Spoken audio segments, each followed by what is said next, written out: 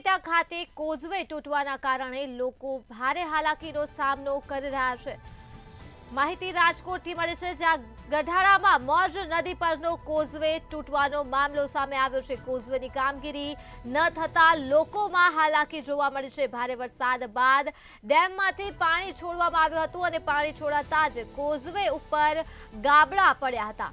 તાત્કાલિક causeway repair કરવા માટે સ્થાનિકોએ માંગ ઉઠાવી છે અને ગઢાળામાં મોજ નદી પરનો કોઝવે તૂટવાનો આ મામલો છે જે સામે આવ્યો છે। રાજકોટના ઉપલેટા ખાતે કોઝવે તૂટી પડ્યો છે, જેના કારણે સ્થાનિકો ભારે પરેશાન થઈ રહ્યા છે।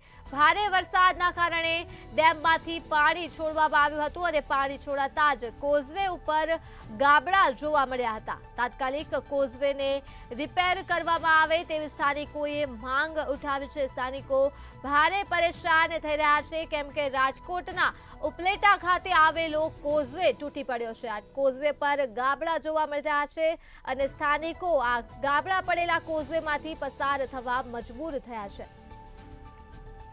ગઢાળા ગામના પૂર્વ સરપંચ નારાયણભાઈ આહિર આજે ખૂબ જ વરસાદને કારણે જે મોજ નદીમાં જે અમારો મુખ્ય રસ્તો કોઝવે આવેલ છે, તે આજે છેલ્લા 15 દિવસથી કોઝવેમાં ઠેર ઠેર ગાબડા પડેલું હોય, જેને કારણે લોકોને હાલવા ઉપલેટ તાલુકા મથકે જવા માટે ખૂબ મુશ્કેલી પડતી હોય।